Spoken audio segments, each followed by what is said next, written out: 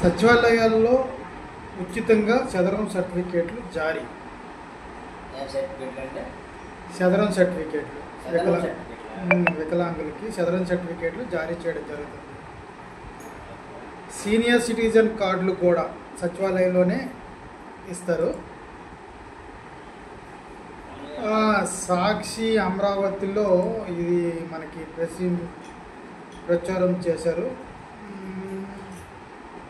60 ఏళ్లకు పైగా వయసు కలిగిన వారికి ఇచ్చే సీనియర్ సిటిజన్ కార్డులతో పాటు దివ్యాంగుల చదరం సర్టిఫికేట్లను గ్రామ వార్డు సచివాలయాల్లో ఉచితంగా అందజేయాలని ప్రభుత్వం ప్రకటించింది.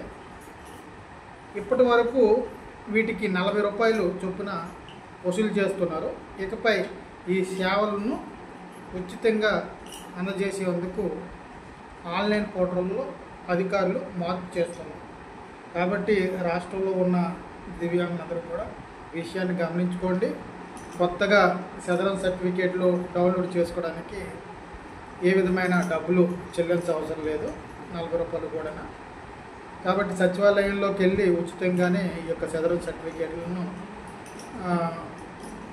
తీసుకోవచ్చు. ఇక రాష్ట్ర ప్రభుత్వం ఆ పరిస్థితికి ఒక ఆన్లైన్ పోర్టల్ను కూడా తయారు చేస్తుంది. అధికారులు అందరూ కూడా దానిపైన దృష్టి పెట్టారు. కాబట్టి ప్రతి ఒక్కరూ కూడా ఆందోళన చెందకండి. అండ్ ముఖ్యంగా చదరం సర్టిఫికేట్లు ఇవ్వడం వల్ల ప్రయోజనం ఏమీ లేదు.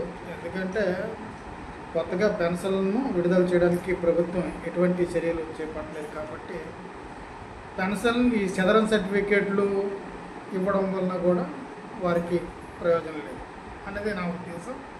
చదరం సర్టిఫికేట్ ఇస్తే దానికి సంబంధించి రేషన్ కార్డు బిలో ప్రావర్టీలో ఉంటే కంపల్సరీగా ఆ యొక్క వికలాంగుడికి పెన్షన్ ఇవ్వాలనేది ఒక రాష్ట్ర ప్రభుత్వం నిర్ణయం తీసుకోవాలి.